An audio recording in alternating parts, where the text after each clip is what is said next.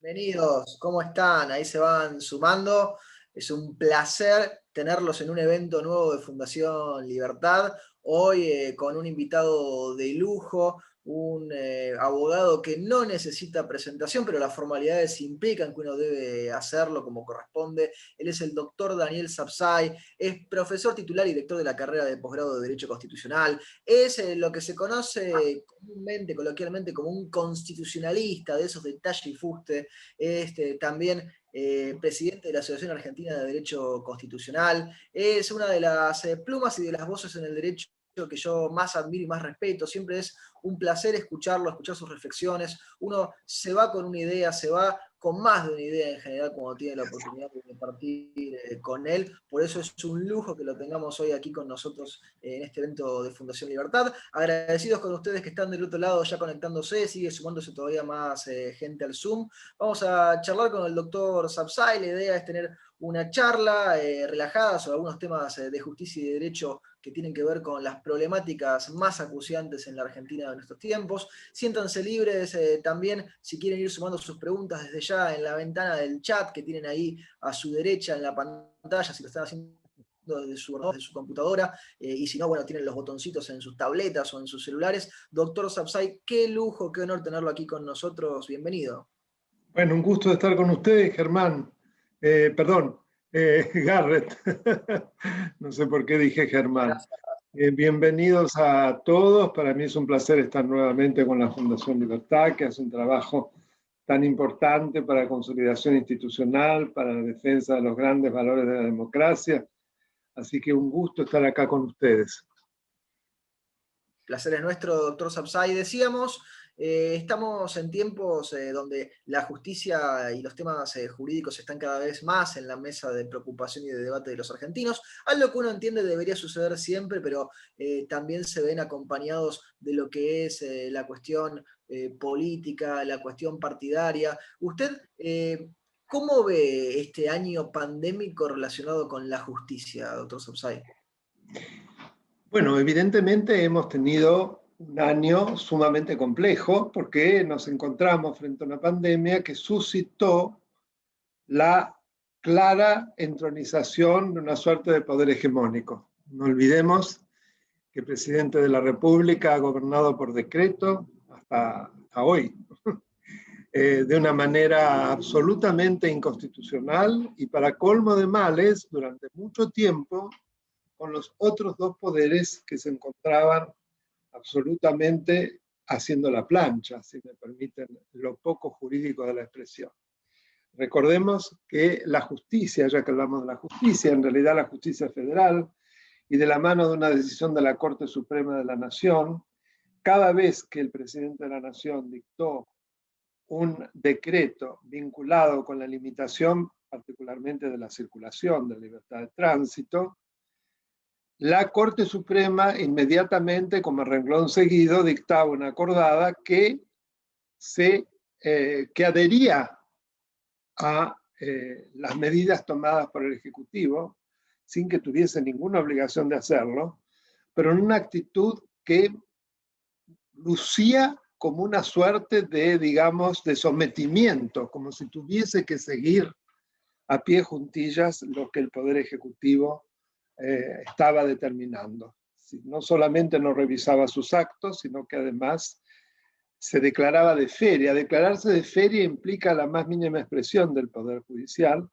Ustedes saben que en realidad la feria judicial son 2 ferias judiciales anuales, el mes de enero y 15 días en febrero, la feria grande y la feria chica, durante las cuales el Poder Judicial actúa solamente a través de los denominados jueces de feria, que son muy pocos, y que solamente abren la feria, como se conoce en la jerga, ante situaciones de una gravedad tal que lleven a la necesidad de no poder esperar a que se levante la feria para que esas causas caigan dentro de los tribunales que naturalmente hubieran sido los competentes para tratarlas.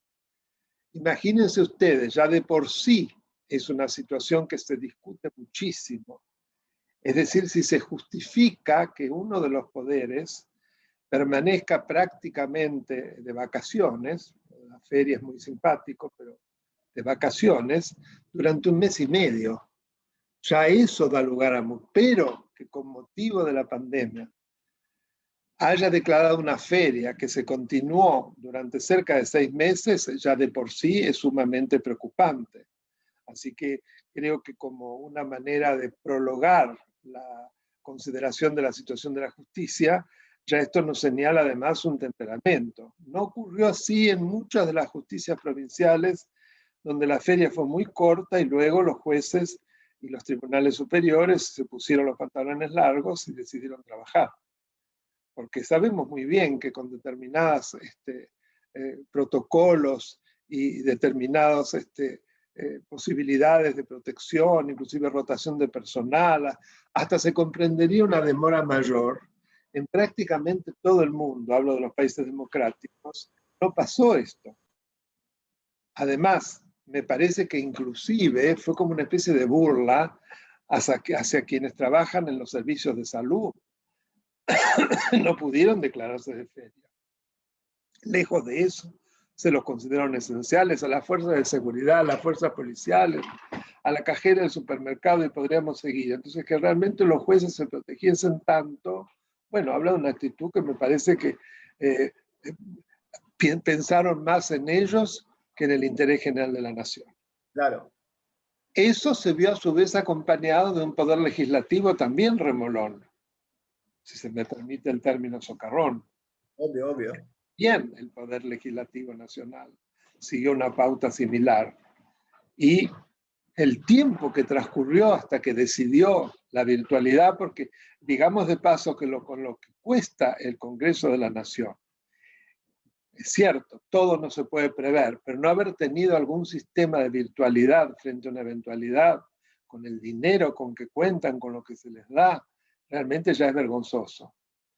Pero eso les sirvió, sabemos muy bien, como un muy buen pretexto para no sesionar durante meses también.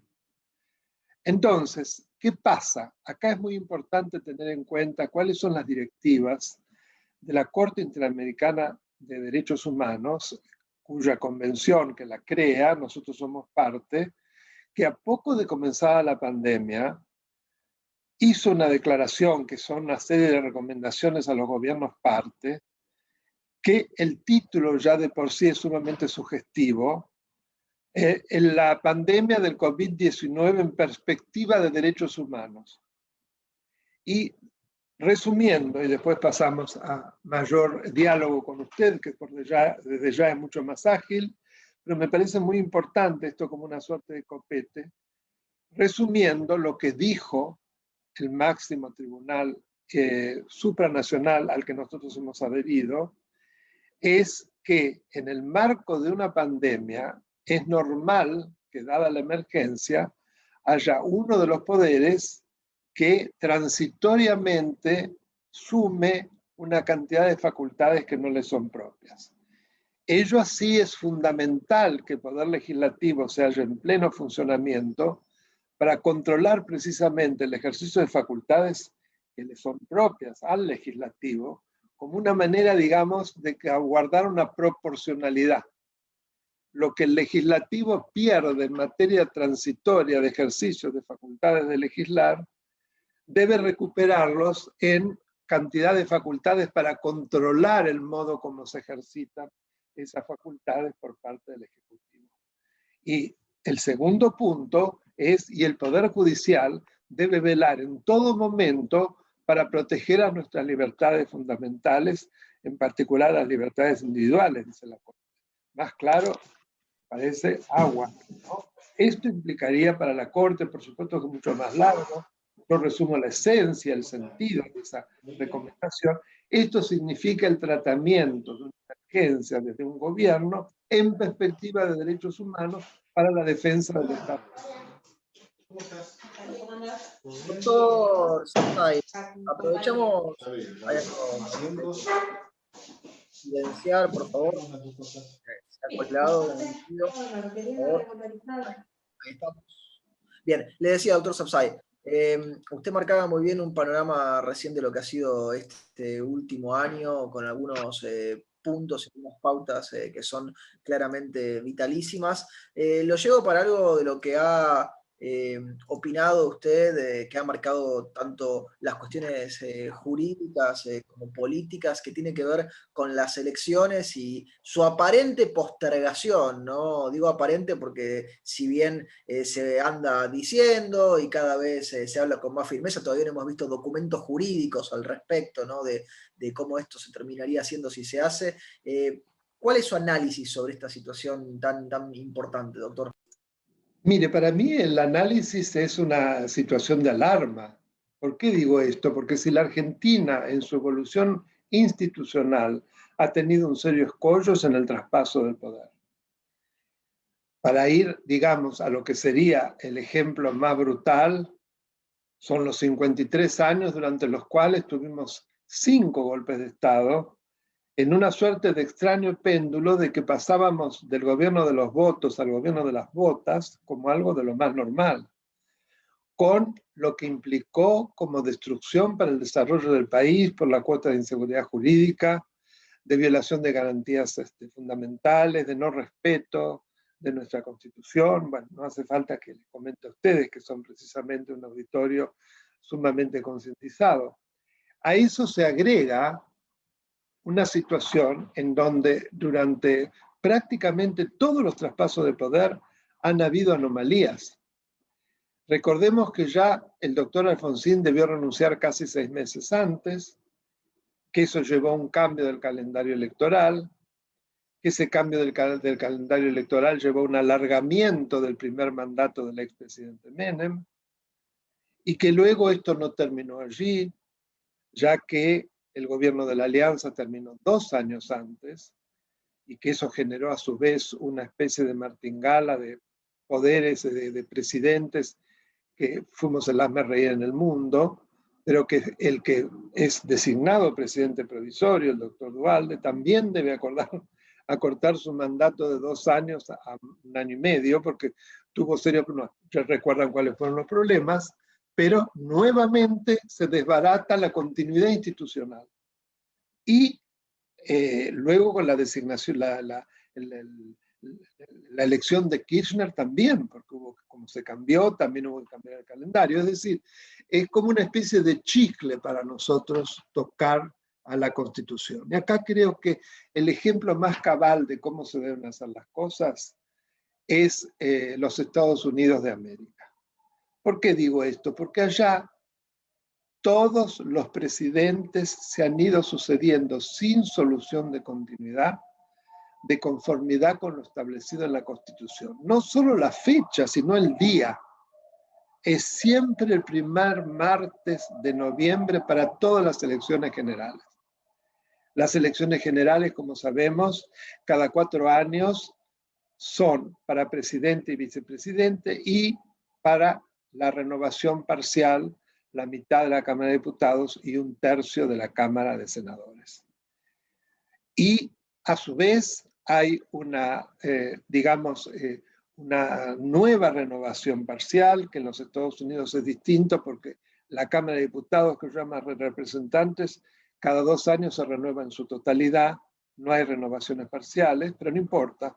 De todos modos tiene que tomar lugar cada bienio y ese bienio se calcula exactamente en función de la fecha de la elección presidencial. Entonces, es como una suerte de continuo.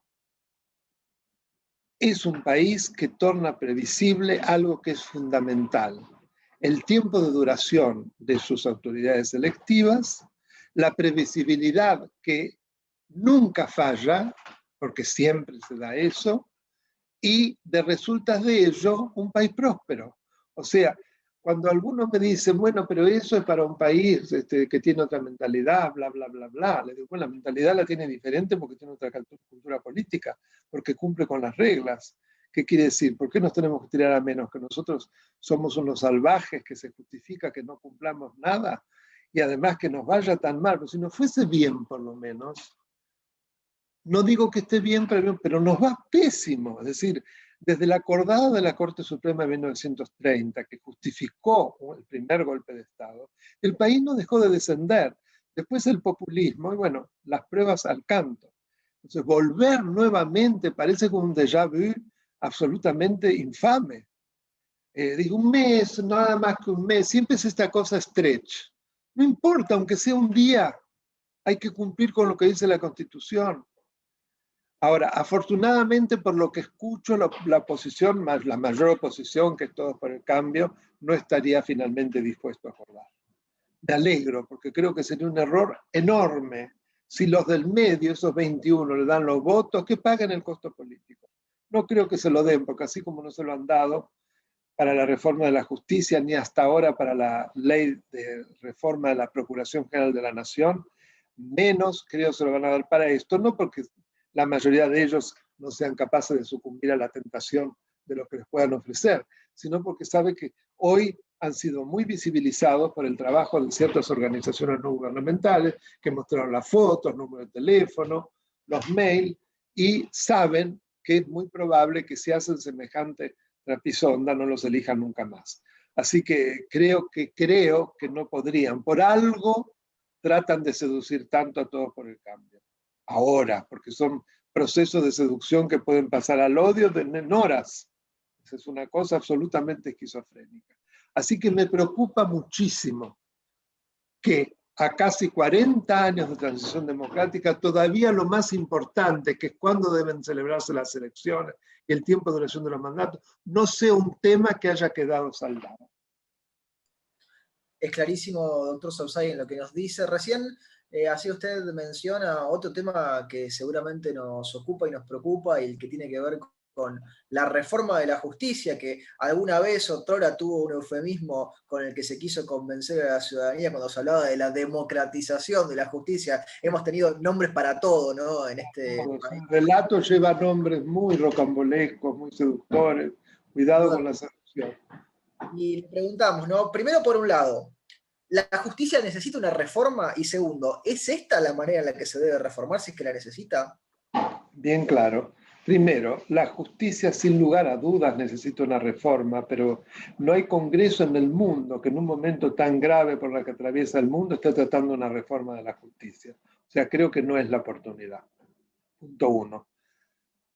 Punto dos, de hacer una reforma tiene que ser todo lo contrario de lo que tuvo media sanción en el Senado. Creo que ya quedó estancado totalmente en diputados, afortunadamente. ¿Por qué? En primer lugar, ese pomposo nombre de reforma de la justicia no es reforma de la justicia, es reforma de la justicia federal penal, es decir, la justicia que le interesa a los poderosos. Casos de corrupción, casos de contrabando, casos de narcotráfico, es decir, los delitos mayores son en los que entiende la justicia federal.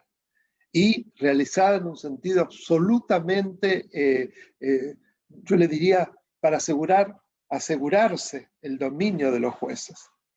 Es decir, fue un jalón en lo que yo he dado en llamar un vasto plan de impunidad para asegurar la impunidad de la señora de Kirchner, de su familia y de sus adláteres. Desde el primer día y siguen ensayando distintas estrategias para ver cómo se logra no solo sobreseerla, sino que hay que pedirle perdón a esta señora y a su familia. Imagínense, se inventó lo del lawfare, creo que después de la sentencia y los fundamentos excelentes de la sentencia de ayer en el caso Báez del Tribunal Federal Segundo, ya el lawfare creo que ni se van a animar a decirlo porque es grotesco hablar del lawfare frente a ese fallo. Ustedes saben que el extracto de ese fallo es que lo que está diciendo el Tribunal Federal es que el lavado de dinero que hacía Báez era un dinero, lo cual está demostrado, que provenía de una asignación absolutamente corrupta de obras públicas, que esas obras públicas estaban al mando de una asociación ilícita cuya jefa es la señora de Kirchner, y que, por lo tanto, lo que queda bien claro es que hay un link, una relación absoluta entre esta causa del dinero K y la causa de vialidad. Las dos están íntimamente ligadas, por lo tanto, esta va a retumbar totalmente en la otra, y de ahí a que esperemos muchas otras desesperaciones para ver cómo se hace, porque le pinta mal la cosa a la señora. La verdad que lo de ayer es un masazo, la calladita. Cuando habla ya sabemos lo que sale de esa boca, pero por ahora está calladita. La estrategia de insultar y demás no le sirvió. Yo lo dije desde el principio. Eso lo hace una persona que está desesperada. Si no, no hace eso. Y además lo hacía porque es muy astuta para que los jueces respondiesen y entonces ella los recusase. Como tuvieron la gran inteligencia de quedarse de una sola pieza, las dos oportunidades en que ella utilizó la misma estrategia, siguen los mismos jueces. Y la gente por ahí no se da cuenta y decía, pero ¿cómo es posible que le permitan? No, está muy bien, le tienen que permitir porque si no, los va a recusar. Los va a recusar y ahora que están en el poder van a encontrar la vuelta para poner jueces amigos que entiendan esas causas. Así que está muy bien. De todas maneras, habla de la calidad humana de esta persona, cuando es muy cobarde denigrar a personas cuando se sabe que no pueden responder. No sé si le respondí. No, nos ha hecho una narrativa con una descripción recién en estos últimos tramos, doctor Sapsay, que me quedaba pensando y me la representaba, ¿no? Yo creo que incluso la gente también en la audiencia debía estar recordando muchos de los dichos de Cristina en esa estrategia procesal, en un intento de poder sacarse de encima a los jueces naturales de las causas. Mencionó antes, doctor Sapsay, un término que desde el oficialismo se dice mucho y que nos interesaría mucho conocer su opinión, esto del lawfare. ¿Es algo que realmente se analice desde el mundo jurídico? ¿Le debemos prestar atención? ¿Es solamente una palabra más que han tomado del mundo anglosajón para el relato kirchnerista? ¿Qué es esto del lawfare, doctor Sapsay? No es ninguna categoría jurídica y está íntimamente vinculada con otra que es preso político, ¿no? Como se trata de un lawfare, es decir, de una suerte de guerra judicial, las personas que son alcanzadas por esos perdigones son presos políticos. Empecemos de dónde viene el lawfare, como usted muy bien dijo, viene del derecho anglosajón y curiosamente viene de la derecha militar, ¿no? Estos toman mano de lo que sea, se la dan de progre y toman un término que el origen es de la derecha militar americana. Es decir, después de la Primera Guerra Mundial, como se habían cometido abusos y sobre todo violaciones a lo que eran en ese momento las únicas convenciones que regulaban la guerra, que eran las convenciones de Ginebra. Grupos, defensores, ni se llamaban ONG, defensores de derechos fundamentales, ni se hablaba de la noción de derecho humano en los derechos fundamentales, iniciaron procesos alegando que aún durante la guerra debía ser encuadrada en reglas, y las reglas existían, eran las convenciones de Ginebra, de la cual Estados Unidos era signatario. Entonces, frente a eso, los militares que empezaban a recibir las imputaciones respondieron que era una campaña del comunismo internacional para destruir a los patriotas americanos que habían salvado al país. Fíjense ustedes, ¿de dónde viene? Ellos lo traspasan a que es una campaña del capitalismo concentrado con los medios de comunicación, todo es concentrado.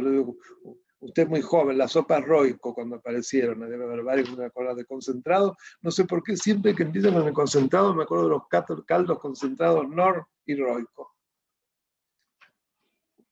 que están persiguiendo a los líderes populares de América, porque de paso lo trasladan a Lula, a Correa, a Evo Morales, son todos angelitos.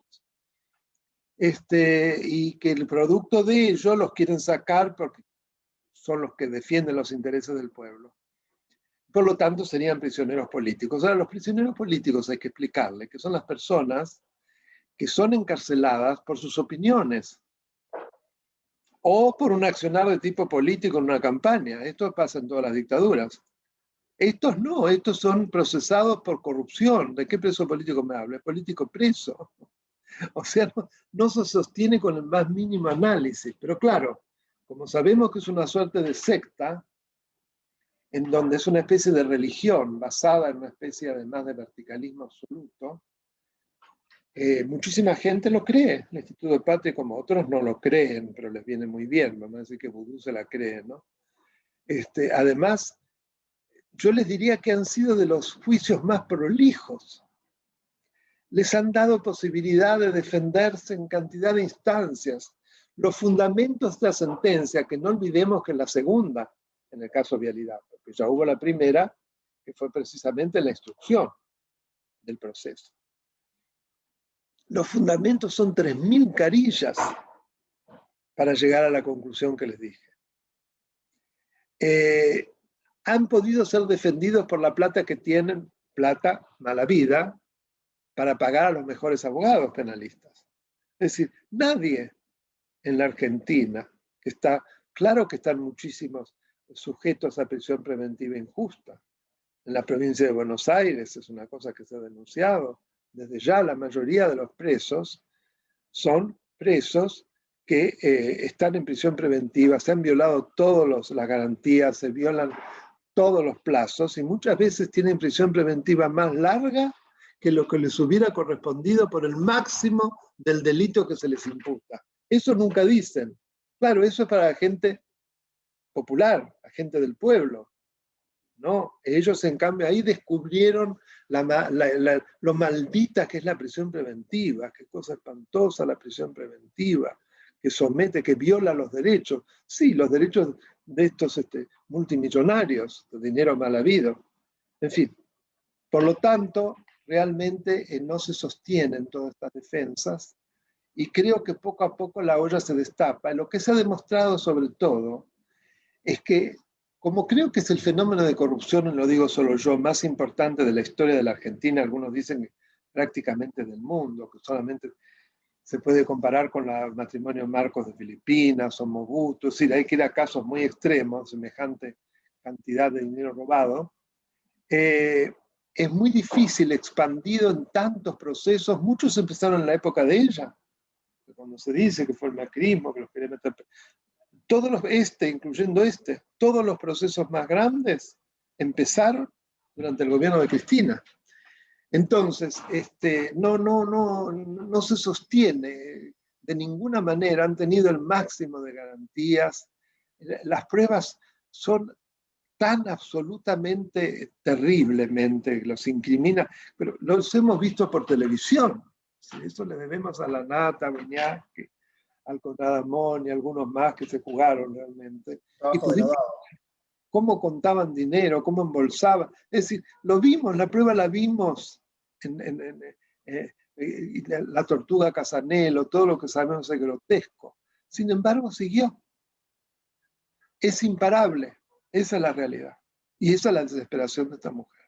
Sobre todo que no hay duda que las elecciones los ponen en un brete, porque las tienen que ganar o ganar. Si se caen las elecciones, esto va a ir mucho más rápido. Los jueces son tiempistas. Pero, y acá creo que hay que poner el acento, sobre todo hablando en una organización como la de ustedes, hay un nuevo actor político en la Argentina, que es la sociedad, que yo he llamado sarampión cívico y que tuve el honor de que en un editorial del Diario de la Nación, como dice el doctor Daniel Sapsay, el consejero Daniel Sapsay, estamos viviendo una suerte de sarampión cívico. Y es absolutamente así. Es decir, esa gente, entre las cuales me cuento, que salimos a la calle en 9 banderazos, impactantes, sin un solo hecho de violencia, sin dejar un solo papel en una de las calles, además respetando lo máximo posible, que muchos fueron automóviles, el distanciamiento social, el barbijo, etc. No fue como el funeral de Maradona o el tema del aborto, ¿no? Toda la gente absolutamente ensamblada. Se logró parar cantidad de cosas, empezando por Vicentín. Y podríamos seguir. Muchísimo se paró. Bueno, se estancó la reforma de la justicia, hasta ahora se estancó la de procuración de la nación. Muchísimas cosas que no creíamos posibles. Se estancó la posibilidad de sacar a patadas al doctor Casal. Sigue Soria, que es una especie, digamos, ¿cómo podría decir? De un personaje realmente increíble desde el punto de vista de su grosería, su desfachatez, la boca que tiene, como un perro Rottweiler que pusieron allí, pero que no asusta a nadie. Yo creo que resta, porque abroquela a lo que queda todavía independiente del Poder Judicial, que es la mayoría, no tengo duda alguna, porque se sienten tan absolutamente degradados que una mínima dignidad los lleva a una por no ser más fuertes. Y también pasa lo mismo en la Cámara de Diputados. Lo de ayer fue lastimoso. verlo este energúmeno hurlando. Y además creo que fue muy inteligente que Todos por el Cambio no estuviese. Doctor Sapsay, una claridad meridiana recién en los conceptos que generosamente nos prestaba, digo, lo del Lofer. Hay varios que van opinando en el chat y que se van sumando. Vamos tomando algunas preguntas del público como para ir matizando. Digamos que hemos ido subiendo en los escalones del Poder Judicial y José Pérez pregunta, ¿y por qué la Corte Suprema no actúa? Y yo le sumo ahí, doctor Sapsay, ¿usted qué rol ve actualmente en la Corte Suprema de Justicia en todas estas discusiones que se están dando sobre la Bueno, corrupción, las causas? es una pregunta clave que hay que empezar entendiendo cómo es nuestro sistema judicial y cuál es el marco jurídico en el que actúa una Corte Suprema de Justicia en función de un control difuso que tiene solamente consecuencias para el caso, etcétera, etcétera. Es decir, la Corte Suprema no puede actuar preventivamente, no puede tomar un caso de oficio. A la Corte Suprema llega por recurso extraordinario, por apelación, por queja, pero que está dentro de, son tecnicismos, como instancia extraordinaria, es decir, normalmente los casos se terminan en los tribunales inferiores. Esto es en la justicia de primera instancia, la justicia de segunda instancia, en el caso penal en una tercera instancia, que es la Cámara Nacional de Casación. Solo cuando se dan las circunstancias estrechas de la Ley 48, recurso extraordinario, porque ha habido un agravio a derechos reconocidos en la Constitución Nacional y ahora tratados internacionales con jerarquía constitucional en materia de derechos humanos, la Corte va a analizar el caso. Entonces, ya es un sistema que para controlar una pandemia es malo. Vamos a decir la verdad, para que se dé una idea cómo es el sistema, por ejemplo, en España, en donde se dicta a los pocos días de la pandemia por el Congreso el estado de alarma. Es un marco jurídico, pero que es dictado por el Congreso. No es un DNU que aparece como una especie de pájaro volador que aterriza. No, es el Congreso en donde se debatió, donde se decidió en un menú de distintos institutos de excepción el estado de alarma, que dentro de todo es tal vez el más benigno. ¿Pero qué implica? Implica que fue el Congreso el que dio las directivas dentro de las cuales el gobierno, que es el Consejo de Ministros con el presidente del Consejo de Ministros, que es como un primer ministro, es un problema terminológico, va entonces a dictar las medidas en la emergencia para hacer frente a la pandemia. Ahora bien, ¿cómo se ejercita el control legislativo? Cada 15 días se revisan todos los actos que ha llevado a cabo el presidente del Consejo de Ministros, hoy Pedro Sánchez. Tiene que asistir, ya se hizo el análisis y es común que se anulen muchas de las decisiones porque se consideran que salieron del ámbito de lo que fue la declaración legislativa de estado de alarma, que es como una delegación. Además, tenemos el control jurisdiccional. El control jurisdiccional es un control jurisdiccional basado en el sistema kelseniano de la Constitución austríaca de 1920, es decir, hay un órgano que se llama en España el Tribunal de Garantías Constitucionales, que opera sobre todo de oficio. Es decir, si ve que hay algún acto que es contrario a lo que la Constitución establece, puede anularlo, puede declarar la inconstitucionalidad y eso va a tener efectos erga omnes para todos, no solo para el caso. Es un sistema diferente que tiene sus cosas a favor y sus cosas en contra, pero que no hay duda que en el marco de una emergencia se da en los hechos lo que recomendó la Corte Interamericana. Las cortes, que así se llama el Parlamento español, que estuvieron sesionando, que dictaron, que eligieron cuál era el marco que debía regir, que ahí hay directivas y que de cada 15 días revisaron todo lo que pasa esa directiva va haciendo el presidente del Consejo de Ministros, y además hay un control jurisdiccional que en todo momento puede anular aquellos actos que no se adecúen con la Constitución de la Nación y además los tratados internacionales, entre los cuales la Convención Europea de Derechos Humanos.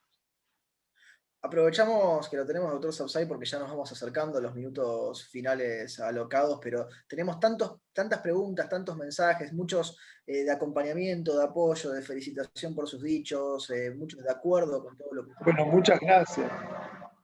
y también muchas preguntas distintas, ¿no? Porque hay algunos que están preocupados por el funcionamiento del Consejo de la Magistratura y las modificaciones que ha ido teniendo a lo largo del tiempo. Hay otros que están preocupados por ese sarampión cívico, cómo hacer para mantenerlo, para continuarlo, para que siga creciendo con esa analogía que usted tan claramente nos aportaba. Hay otros que se preguntan todavía por la vicepresidente y la investigación nunca profundizada sobre su título o no, sobre si se cometió algún delito de Sí, usurpación. bueno, miren, yo ya a esta altura del partido estoy convencido que no lo tiene.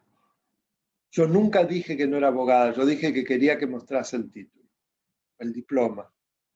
No lo hizo jamás. Además, ustedes saben que eso está resguardado en una caja fuerte del Banco de Provincia de Buenos Aires, el expediente de ella, que jamás, frente a sucesivos pedidos de acceso a la información, la Universidad de La Plata, que ustedes saben que está absolutamente copada por el kirchnerismo, accedió a dar los datos, nunca, como si se tratara de datos sensibles que solo puedan ser brindados con la anuencia del interesado, es decir, datos sensibles en estos casos es la pertenencia ideológica, la pertenencia religiosa, un sindicato, un partido, inclinación sexual, esos son datos sensibles. No si una persona pública tiene un título por el cual está cobrando todos los meses un 33% más. Porque además de la usurpación de títulos y honores, que sería el delito que uno comete cuando se hace pasar por algo que no es, si aparte cobra, hay una defraudación al Estado, porque si eso le da acceso, y además es muy probable que cuando empezó a cobrar tuvo que presentar el título. Entonces puede haber habido falsificación de instrumento público, o sea, un concurso de delitos. Ella lo único que proveyó en la causa que llevó el juez que ella tanto odiaba, bueno, que se murió pobre, bueno, saben a quién me refiero, Bonadío. Ahí se ventiló el tema. Ella presentó no el título, sino un analítico. Es decir, ustedes saben que es una copia de todas las materias que ella dio año por año. Bueno, el analítico está tan groseramente mal hecho, primero que no es lo mismo que el diploma, lo sabemos todos, que aparecen cosas muy curiosas, ¿no? Por ejemplo, las correlatividades entre las materias no eran respetadas, tenía una suerte bárbara, que ella dio materias de cuarto año en primero y así. Yo no sé quién lo es burdo. Pero además de eso, lo más grotesco de todo es que aparece como que hubiese dado 4 materias durante el proceso militar, en donde desde octubre del 76 hasta abril del 77 estuvo cerrada la Universidad de La Plata. Sin embargo, a ella se ve que le tomaban, que aparecen 4 materias que se dieron durante ese periodo. Y así podríamos seguir. Es decir, no sostiene el menor análisis. Ahora, ¿por qué Bonadío la sobreseyó? Y yo tengo mi teoría. Tenía causas monstruosas. No se quiso meter en esa porque iban a decir que tenía una situación de alevosía contra ella y le iban a tratar con eso de recusarlo en las causas grandes. Estoy seguro que fue por eso. Y la sobreseyó, dio por cierto ese analítico nefasto. Ahora, yo estoy convencido, pero además conozco profesores que eran profesores titulares en ese momento. Había solo una materia, sobre todo en los últimos años, una sola cátedra por materia, no era una facultad muy grande, que aseguran que jamás le tomaron. Aseguran, entonces, no hay duda que no es abogado. Es otra cosa escandalosa. Eso, la jubilación, las 2 pensiones acumuladas, todo prohibido por la ley, en fin, es grotesco. Doctor La Sausay, transgresión por la transgresión misma. Sí. la transgresión por la transgresión misma, fuerte y potente la imagen. Yo creo que me sumo a lo que deben estar sintiendo todos cuando lo escuchamos, doctor, que es que nos imaginamos esa imagen que nos está pintando en el lienzo, y por eso qué mejor que aprovecharlo para darle cierre a esta locución, que retomar de nuevo lo del sarampión cívico e irnos con una imagen quizá optimista, de proyectiva, de lo que usted ve por delante. Obviamente que nos ha planteado un panorama que tiene sus complejidades, que tiene sus óbices, sus obstáculos, pero ¿usted cómo ve este sarampión cívico Yo lo continental? veo con un optimismo moderado, porque fíjese que hemos asistido a un nuevo sarampión cívico, que es la rebelión de los padres de los alumnos. ¿Cuándo hubiésemos imaginado que finalmente la voluntad de un nivel de gobierno autónomo iba a impedir que se le impusiera el cierre de los colegios, la presencialidad en los colegios? Jamás lo hubiéramos imaginado. Jamás hubiéramos imaginado que frente a las huelgas declaradas por esos sindicatos absolutamente politizados, que están en manos de personas que ni son docentes, iban a ser desoídos. Se calcula que alrededor del 95% de los docentes de la ciudad de Buenos Aires están asistiendo a las clases y abrieron casi la totalidad de los colegios públicos y privados. Esto es, yo creo que no tenemos total conciencia de lo importante que es esto. Además, la demostración de que las medidas que se habían tomado carecían de todo sustento técnico-científico. Es decir, carecían de la mínima proporcionalidad entre medio elegido y finalidad seguida, que es lo que se exige para restringir derechos fundamentales. Porque no subieron los casos. Mire, recién escuchaba, después de la reunión entre los 3 jefes de gabinete, que ahí se demuestra el fracaso, que tuvieron que bajar la cabeza. Hablo de Fernández y de Kicillof, que a veces daba la impresión cuando hablaba Fernández que lo citaba a Kicillof como si fuera el presidente Kicillof. En todas estas, no sé si recuerdan, una cosa grotesca también.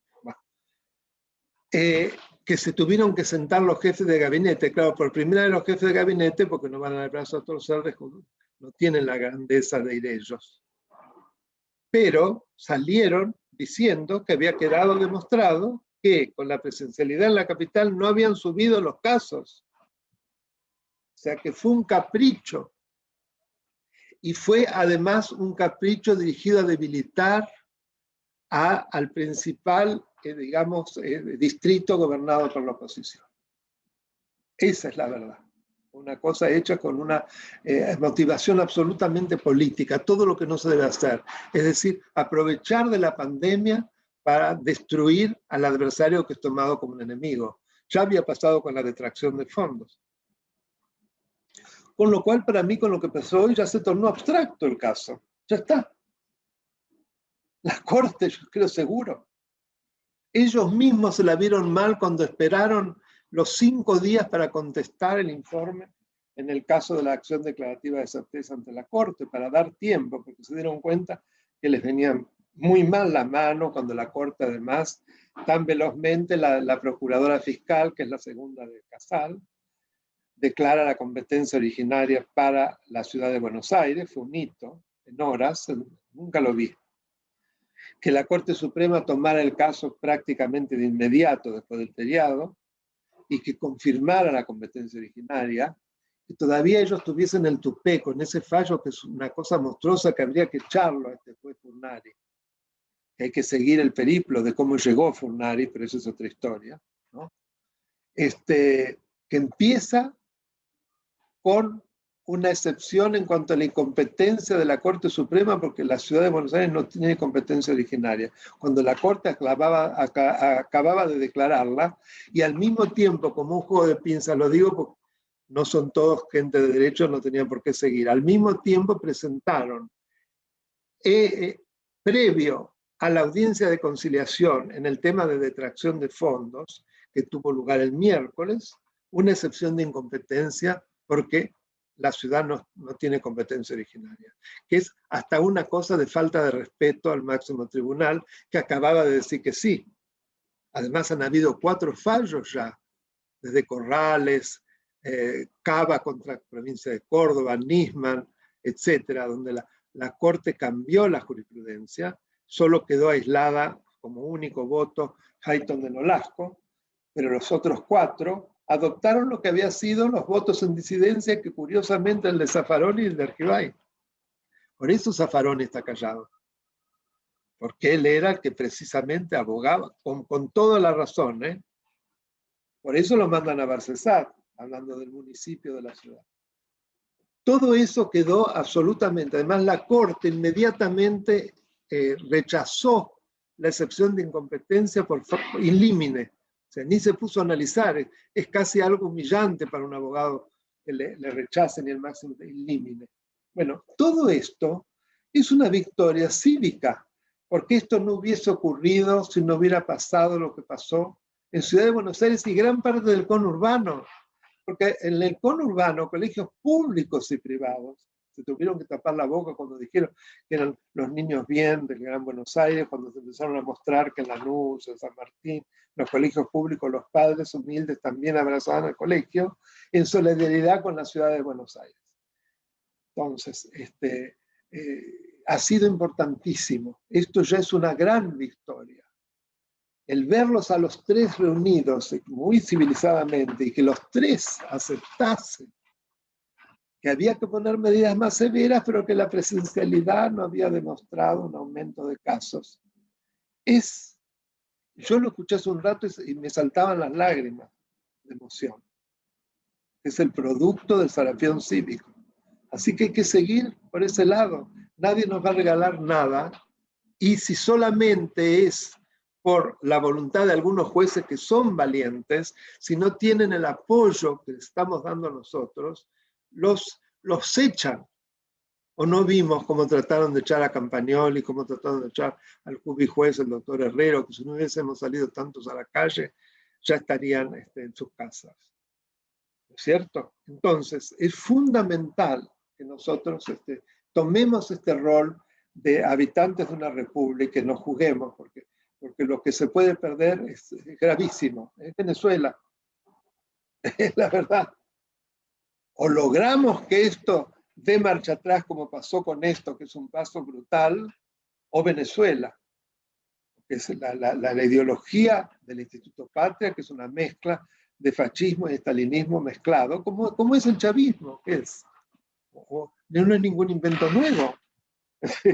Se manejan las juventudes como si fueran las juventudes hitlerianas y actúan con una venganza y una hazaña como hacía Stalin. Es eso, ¿qué es el chavismo? Vamos a ver que es una gran creación. Ninguna gran creación. Es lo más reaccionario que hay, es volver a lo peor de la barbarie humana, la banalidad del mal de Hannah Arendt. Eso habría que hacerles leer para que vean. Pero bueno, me extiendo. Doctor Sapsay, vamos cerrando, llegan muchos mensajes de agradecimiento, leemos algunos. Andrés Rojo, gracias por sus conceptos y aclaraciones, doctor, por favor siga dedicándole tiempo a los medios, fundamental para normalizar la democracia. Martín Sáenz, que dice gracias a todos por esta invitación y por la respuesta, a contagiarnos de más sarampión cívico. Mirta Álvarez, que dice brillante exposición, gracias a los organizadores por este evento. Mónica Marguerite, que dice orgullosa como argentina de tener juristas del nivel del doctor Sapsay. Cristian López, buenísimo el evento, un placer de haber podido escucharlos. Luego seguimos teniendo Patricia Estrada, más tranquila de que tengamos a alguien como usted, profesor, gracias. Tenemos a José Pérez, gracias, doctor Daniel Sapsay, un lujo su charla. Gustavo Guglielmetti, como siempre brillante, claro y profundo en sus conceptos, doctor Sapsay. Y digo, seguimos y siguen entrando y es imposible darlos a todos. Es muy conmovedor, yo les agradezco muchísimo, es un mimo total que me hace mucho bien y jamás pensé en no seguir haciendo lo que hago a pesar de todos los riesgos que eso tiene. Yo sufrí por haberlo hecho en el pasado, pero bueno, vale la pena. Vale la pena y yo le digo que yo lo hago pensando fundamentalmente en un país mejor para las futuras generaciones. Pongo la vista fundamentalmente en mis 4 nietos. Quiero para ellos otro país y que no se vayan a otro lado. Tengo la suerte que mis 2 hijos, por suerte, están acá y piensan bien. Así que, doctor Sapsay, yo agradecerle en nombre de Fundación Libertad, obviamente agradecerle en nombre de todos los que están conectados, que algunos están haciendo ahí el aplauso desde sus casas o desde sus trabajos o de donde sea que nos estén viendo. Agradecidos por el tiempo que nos ha prestado hoy, doctor, y por la generosidad que tiene siempre con sus reflexiones y con sus palabras. Hasta la próxima vez que podamos Con verle mucho nosotros. gusto. A veces soy un poco difícil porque estoy con muchas cosas, pero les agradezco. Fue un placer estar con ustedes y los felicito por la labor que llevan a cabo. Buenas tardes. Buenas tardes, damos por finalizado el evento de hoy de Fundación Libertad con el doctor Daniel Sapsay. Ya saben, ustedes nos encuentran en nuestras redes con los otros eventos que seguimos teniendo en los próximos días. Que tengan un excelente martes y una excelente semana, así que hasta luego para todos.